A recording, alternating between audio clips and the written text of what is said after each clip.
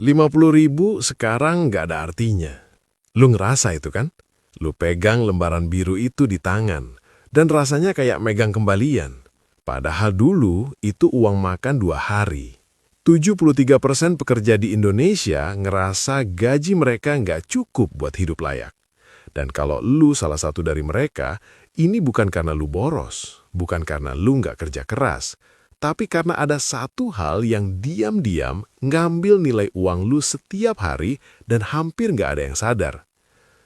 Lu pernah nggak berdiri di depan kasir minimarket, cuma beli air mineral sama roti? Layar kasir nyala 23.000. Lu keluarin 50.000, dan kembaliannya lu masukin kantong tanpa mikir. Karena memang nggak terasa kayak uang lagi. Dulu, 50.000 itu bisa makan siang 2 kali. Bisa isi bensin yang cukup buat seminggu bolak-balik kampus. Bisa beli pulsa dan masih sisa. Sekarang, 1 kali makan di pinggir jalan aja kadang nggak cukup. Dan lu udah coba yang disuruh semua orang. Hemat, catat pengeluaran, kurangi jajan, masak sendiri.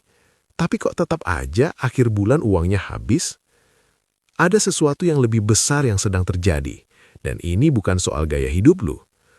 Gue mau tunjukin kenapa 50.000 bisa jadi sekadar kembalian, kenapa solusi yang selama ini lu dengar itu nggak akan pernah cukup, dan yang paling penting, apa yang sebenarnya bisa lu lakuin soal ini. Tapi sebelum itu, lu perlu paham dulu satu konsep yang jarang banget dibahas di video YouTube manapun soal keuangan di Indonesia. Oke, jadi lu tahu istilah inflasi kan? Semua orang tahu, harga naik. Tapi yang nggak banyak orang paham adalah seberapa brutal efeknya kalau dikompres ke kehidupan sehari-hari. Bank Indonesia bilang inflasi rata-rata Indonesia sekitar 4-5% per tahun. Kedengarannya kecil kan? 5%. Kayak diskon kecil yang lu abaikan di Shopee. Tapi coba pikir gini. Kalau inflasi 5% per tahun, itu artinya setiap 20 tahun nilai uang lu berkurang setengahnya. 50.000 di tahun 2005 punya daya beli yang sama dengan kira-kira 150.000 sekarang. Balik lagi, 50.000 sekarang nilainya cuma sepertiga dari 50.000 20 tahun lalu. Lu nggak miskin, uang lu yang menyusut. Gue pernah ngobrol sama seorang ibu di pasar tradisional di Bekasi. Sebut saja Bu Sari. Dia jualan sayur udah 12 tahun. Dan dia bilang sesuatu yang bikin gue diam. Dulu pelanggan saya belanja 50.000, kantong plastiknya penuh sampai nggak muat di jinjing satu tangan. Sekarang 50.000, barangnya muat satu kantong kecil. Pelanggan saya nggak berkurang, tapi porsi belanjaan mereka berkurang. Itu bukan data dari jurnal ekonomi. Itu pengalaman nyata dari orang yang lihat perubahan ini setiap hari selama belasan tahun. Dan supaya lu beneran ngerti kenapa ini terjadi secepat ini, kita perlu lihat satu hal yang jarang dibahas, akselerasi harga di kategori kebutuhan pokok. Gini, inflasi itu rata-rata, artinya ada barang yang naiknya lebih lambat, dan ada yang naiknya jauh lebih cepat. Masalahnya, yang naiknya paling cepat itu justru barang yang lu beli setiap hari. Beras, telur, minyak goreng, bensin, ongkos transportasi. BPS mencatat harga beras di Indonesia naik rata-rata 7-8% per tahun dalam 5 tahun terakhir. Itu hampir 2 kali lipat dari angka inflasi resmi. Telur sempat naik 30% dalam waktu 6 bulan di tahun 2023. Minyak goreng, lu masih ingat drama minyak goreng kan? Harga naik 2 kali lipat, turun lagi tapi nggak pernah balik ke harga lama. Jadi sementara pemerintah bilang inflasi terkendali di 4%, kenyataan di dapur lu itu inflasi 10-15%. Makanya gaji lu ngerasa nggak cukup, karena memang nggak cukup kalau diukur dari harga barang yang lu beli tiap hari. Sekarang, ini bagian yang bikin gue frustasi. Lu tahu kan saran keuangan yang paling sering lu denger? Yang penting hemat, catat pengeluaranmu, kurangi beli kopi, masak sendiri aja. Gue nggak bilang itu salah, tapi gue bilang itu nggak cukup. Dan orang yang terus ngomong itu ke elu tanpa ngasih konteks yang lebih besar sedang melakukan sesuatu yang berbahaya. Mereka bikin elu ngerasa masalahnya ada di elu, padahal masalahnya ada di sistem. Bayangin gini, lu hemat 500.000 per bulan.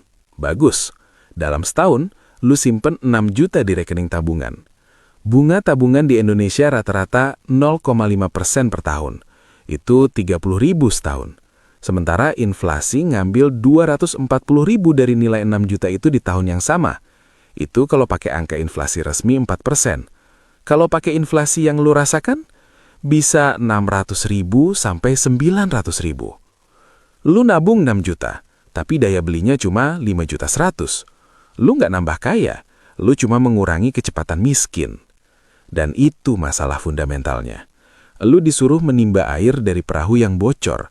Nggak ada yang bilang bahwa lubangnya harus ditambal dulu. Gue punya temen, sebut aja Rizal, kerja di perusahaan swasta di Jakarta, gaji 4,8 juta. Setelah kos, makan, transport, dan internet, sisa sekitar 600.000. Dia nabung 300.000 tiap bulan. Selama 2 tahun, total simpanan 7.200.000. Suatu hari, AC kosnya rusak, perbaikan 1,8 juta. Bulan berikutnya, motornya servis besar, 2,4 juta. 2 kejadian, sisa tabungan 3 juta. 2 tahun nabung, hilang dalam 2 bulan. Bukan karena dia boros, bukan karena dia nggak disiplin, tapi karena marginnya terlalu tipis. Dan nggak ada seorang pun yang bilang ke dia bahwa hemat tanpa menaikkan penghasilan itu kayak ngepel lantai waktu atapnya bocor. Oke, jadi sekarang lu ngerti masalahnya. 50.000 terasa nggak ada artinya bukan karena lu boros, tapi karena daya beli uang lu turun lebih cepat dari kenaikan gaji lu. Hemat aja nggak cukup, karena inflasi barang kebutuhan pokok jauh di atas bunga tabungan. Pertanyaannya, kita harus gimana? Gua nggak mau sosokan bilang investasi, terus tiba-tiba ngomongin saham dan kripto kayak video keuangan lainnya. Karena jujur, kalau lu gajinya 4-6 juta dan sisa tiap bulan cuma beberapa ratus ribu, saham bukan prioritas lu sekarang. Yang lu butuhkan pertama adalah memperbesar jarak antara penghasilan dan pengeluaran. Dan caranya bukan dengan memotong pengeluaran lebih dalam, karena udah nggak ada yang bisa dipotong. Caranya adalah dengan menambah sumber uang masuk. Ini bukan motivasi kosong, ini matematika.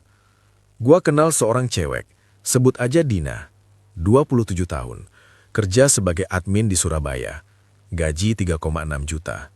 Dia mulai jualan frozen food dari rumah lewat Instagram dan WhatsApp. Modal awal 800.000. Bulan pertama untung 400.000. Bulan ketiga 1,2 juta. Bulan ke-6 penghasilan sampingannya udah nyamain gajinya. Bukan karena dia jenius bisnis, tapi karena dia ngerti satu hal. Kenaikan gajinya nggak akan pernah ngalahin kenaikan harga. Yang Dina lakuin bukan sesuatu yang luar biasa. Dia cuma berhenti percaya bahwa satu sumber penghasilan cukup di ekonomi yang inflasinya lebih cepat dari kenaikan gaji. Dan ini nyambung langsung ke hal yang tadi gua bilang akan gua bahas. Konsep yang jarang dibahas di video YouTube manapun soal keuangan. Konsep itu adalah real wage growth. Real wage growth itu sederhana. Berapa kenaikan gaji lu setelah dikurangi inflasi? Di Indonesia rata-rata kenaikan gaji karyawan sekitar 5-7% per tahun. Inflasi resmi 4-5%. Artinya real wage growth cuma 1-2%. Itu kalau lu beruntung dapat kenaikan gaji tiap tahun. Banyak yang nggak dapat sama sekali. 1-2%. Artinya kalau lu cuma mengandalkan gaji, butuh 35-70 tahun buat daya beli lu naik 2 kali lipat. 70 tahun. Lu udah pensiun. Mungkin udah nggak ada. Bandingkan dengan orang yang punya side income yang tumbuh 20-30% per tahun. Dina misalnya. Dalam waktu 2 tahun, total penghasilannya naik dari 3,6 juta jadi 8,4 juta. Real wage growth dia lebih dari 100%.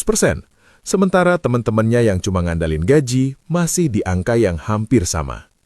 Jadi pelajarannya sederhana. Satu gaji aja gak cukup lagi di zaman sekarang.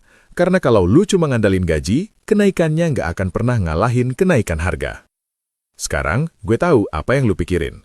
Gue nggak punya waktu buat side hustle. Gue nggak punya modal. Gue nggak tahu mau jualan apa. Gue ngerti, dan gue nggak mau meremehkan itu. Tapi gue mau jujur sama lu. Lu tahu nggak, orang yang beneran berubah kondisi finansialnya, itu bukan orang yang nunggu waktu luang muncul. Mereka orang yang memutuskan bahwa kondisi sekarang gak bisa dilanjutkan. Titik. Ada teman gua namanya Bagas, 32 tahun, supir ojol di Bandung. Penghasilan rata-rata 4 juta per bulan. Dia punya istri dan 1 anak. Dia mulai belajar desain Canva dari YouTube, gratis. 3 bulan kemudian, dia dapat orderan pertama dari Fiverr, $15, sekitar Rp230.000. Kecil? Iya. Tapi dalam setahun, penghasilan desainnya tembus 2,8 juta per bulan. Dia masih narik ojol, tapi sekarang ada cadangan. Motor rusak, nggak panik. Anak sakit, nggak harus pinjam. Yang berubah bukan jam kerjanya. Yang berubah adalah dia berhenti percaya bahwa satu sumber penghasilan itu cukup di zaman di mana 50.000 nggak bisa beli apa-apa. Dan lu tahu apa yang menarik? Gue udah ngobrol sama lebih dari 40 orang yang berhasil nambah penghasilan mereka secara signifikan dalam 2 tahun terakhir. Dan hampir semuanya bilang hal yang sama. Langkah pertamanya itu cuma satu, sadar bahwa ngerem terus nggak akan cukup, dan mulai cari jalan lain buat nambahin uang masuk. Ingat, tadi gue bilang soal konsep yang jarang dibahas, real wage growth. Itu kunci segalanya. Selama real wage growth lu mendekati 0 atau bahkan di bawah 0, lu akan terus ngerasa 50.000 itu nggak ada artinya. Karena memang nilainya turun terus. Dan sekarang, lu di titik di mana lu udah tahu ini. Lu udah lihat angkanya, lu udah dengar ceritanya. Pertanyaannya cuma satu. Bayangin 6 bulan dari sekarang. Lu buka dompet, keluarin 50.000, dan lu nggak panik. Bukan karena lu jadi kaya, tapi karena 50.000 itu bukan satu-satunya uang yang lu punya. Bayangin lu punya aliran uang masuk kedua yang tumbuh tiap bulan. Nggak banyak, tapi bertumbuh. Dan lu ngerasa untuk pertama kalinya dalam waktu yang lama bahwa lu nggak cuma bertahan hidup, lu maju. Ada 2 jalur sekarang. Jalur pertama, lu tutup video ini. Besok bangun, beli sarapan, lihat harga naik lagi, ngeluh, dan ulangi siklus yang sama. Jalur kedua, lu mulai malam ini. Bukan besok, malam ini. Lu cari satu hal yang bisa lu coba buat nambah penghasilan minggu ini. Bukan bulan depan, minggu ini.